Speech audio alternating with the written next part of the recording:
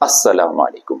ये वीडियो बिलउमूम उन स्टूडेंट्स के लिए हैं जो नेट, सेट और जेआरएफ की तैयारी में लगे हैं और बिलखुसूस एमए इस्लामिक स्टडीज़ और एमए कंपैरेटिव रिलीजन के स्टूडेंट्स के लिए है।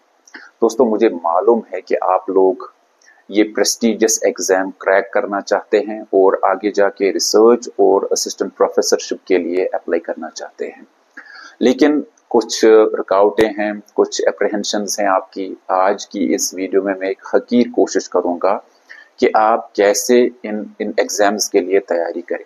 सबसे पहली चीज़ है माइंडसेट। दोस्तों, अपना माइंडसेट ये बना लीजिए कि मुझे जेआरएफ करना है, जेआरएफ निकालना है, जेआरएफ को क्रैक करना है। ठीक है, तो इसके लिए आप क्या करेंगे? सबसे पहली चीज़ है कि जो सिलेबस है, जो आपका नेट का एनटीए ने जो सिलेबस सेट किया है इन एग्जाम्स की खातिर, तो उनको पहले पूरी तरह उनका स्टॉक ले ले, उनका सर्वे करे और एक हाइलाइटर हाथ में रखे जिससे आप उन एरियाज को आइडेंटिफाई कर सके जहां पे आपको महसूस होता है कि मेहनत करने की जरूरत है। उसके बाद कुछ रिसेंटली जो एग्जाम्स हुए हैं एनटीए के, नेट सेट, जेआरएफ के लिए, उनको देखें, उनको इवेलुएट करें और उनका पैटर्न देखें, उनका मिजाज देखें कि जो सवालात हैं वो किस तरह आते हैं। यानी हम कभी कभी इस टेम्परामेंट के साथ जाते हैं, इस एटीट्यूड के साथ जाते हैं कि शायद क्वेश्चंस ऐसे ही पूछे जाएंगे कि who has authored this book and when was that person born. ऐसी बात नहीं होती है। कभी कभी क्वेश्चंस होते ऐसे होते हैं जो आपकी कॉन्सेप्चुअल अंडरस्टैंडिंग और कॉन्सेप्चुअल नॉलेज को टेस्ट करते हैं।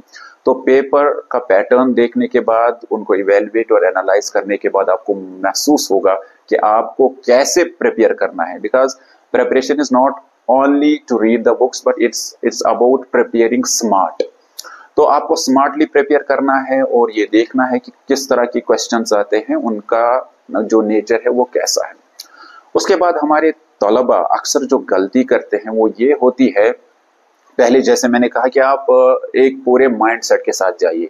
हाफ हार्टेड कोई भी एग्जाम इंसान कभी उसको पा नहीं सकता, कोई एग्जाम क्रैक नहीं कर सकता। तो आप हाफ हार्टेड मत जाइए। हाफ हार्टेड से मेरी मुराद ये है कि आप क्या करते हैं कि आप पहले ऑब्जेक्टिव बुक्स को पढ़ना शुरू कर देते हैं। दोस्तों, पहले ऑब्जेक्टिव टाइप बुक्स नहीं पढ़नी होती है, पहले सब्जेक्टिव बुक्स पढ़नी होती है। तो उसमें से भी वो बुक जो बहुत ही फंडामेंटल हो, जो ओवर द इयर्स प्रूव कर चुकी हो कि उसी में से मैक्सिमम जो कॉन्सेप्चुअल क्वेश्चन है वो वहां से आप डिराइव कर सकते हैं, उनके वहां से आप वो इल्म हासिल कर सकते हैं। राइट। तो जैसे फॉर एग्जांपल इस्लामिक स्टडीज में मैं बात करूं तो P K Hitti is like a Bible in the Islamic history. तो बहुत सारे बच्चे जो सालों से तैयारी कर रहे हैं वो पी के हिट्टी को कवर टू कवर आज तक नहीं पढ़ पाए हैं या उसके मेजर पोर्शंस नहीं पढ़ पाए हैं। सिमिलरली जो बच्चे कंपैरेटिव रिलीजन में काम कर रहे, जो एग्जाम देना चाहते हैं, नेट का एग्जाम देना चाहते हैं, तो उन्होंने एनसाइक्लोपीडिया ऑफ रिलीजन्स कभी पढ़ी ही नहीं। अब आप ये भी बोलेंगे सर ये किताबें बड़ी वॉल्यूमनस हैं। दोस्तों, असल में आपके लिए बहुत समय होता है, बहुत टाइम होता है तैयारी के लिए, और जब आपने ये मन बना लिया है और जब आपकी ये जील है, आपका ये पैशन है, आपका ये कमिटमेंट है, तो आप उस किताब को क्यों नहीं पढ़ेंगे? आप उसे पढ़ेंगे और जरूर पढ़ेंगे अगर आप में वो वलवला और वो जोश है। तो पहले ऑब्जेक्टिव बुक से स्टार्ट मत कीजिए, सब्जेक्टिव बुक से स्टार्ट कीजिए। उसके बाद मैं आप लोगों को बता दूं कि आपकी जो जनरेशन है ना, वो ऐसी जनरेशन है जिसमें ऑनलाइन सोर्सेज की भरमार है और टेक्नोलॉजी आपके हाथों में है, it's at the disposal of your hands. तो आप ऑनलाइन सोर्सेज का भी इस्तेमाल कीजिए। चैट जीपीटी जैसी ब्लेसिंग आपको जो है मिली है, उसका इस्तेमाल कीजिए, लेकिन चैट जीपीटी के साथ एंगेज हो जाइए, उसमें हियर स्प्लिटिंग कीजिए, क्वेश्चन पे क्वेश्चन बोलते रहिए। लेकिन ऑनलाइन सोर्सेज को पढ़ने का जो फॉर्मूला मैं आपको बता रहा हूं, उससे मैं आपके आदत खराब नहीं करना चाहता हूं कि आप अपनी बुक रीडिंग को तरजीह दे, आप बल्कि अपनी बुक रीडिंग को ही अपने ऑनलाइन सोर्सेज के ऊपर तरजीह दे।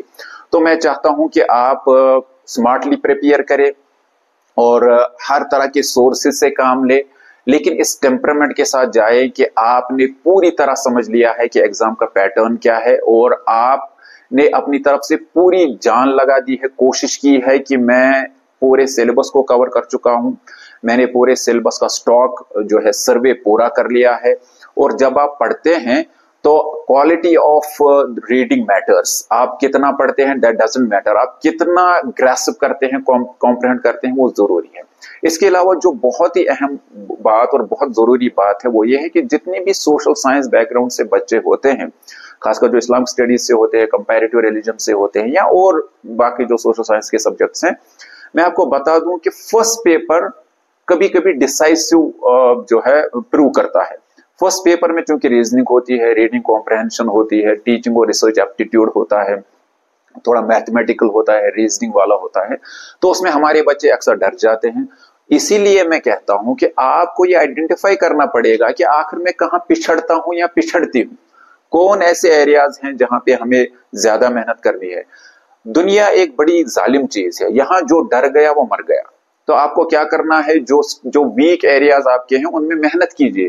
There is no substitute to hard work. आप हर एक मकसद को पा सकते हैं, मुश्किल को पा सकते हैं, हर एक हर्डल को पार कर सकते हैं, लेकिन अगर आप में खुद कॉन्फिडेंस है, अगर मैं कितनी भी कोशिश करूं आप में कॉन्फिडेंस लाने की, भरने की, नहीं भर सकता until and unless you commit with your own self कि I have to do it। और एक जगह बैठने का जो है एक मादा अपने अंदर पैदा करे, पेशेंस पैदा करे, एक जगह के बैठे, एक लाइब्रेरी ले ले, लाइब्रेरी में जाकर पढ़ें, दिल लगाकर पढ़ें, और इस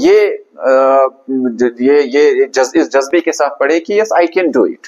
तो इसलिए फिर आप जान नहीं छुड़ाएंगे, आप मुंह नहीं मोड़ेंगे, आप अपना जी नहीं चुराएंगे वॉल्यूमिनस बुक्स पढ़ने से या बुक्स पढ़ने से, ठीक है। तो मुझे लगता है कि अगर कुछ और भी इसके हवाले से आपको कुछ सजेशंस चाहिए, कुछ और मुझे वीडियो बनानी हो इस हवाले से, तो मुझे अपने फीडबैक में बता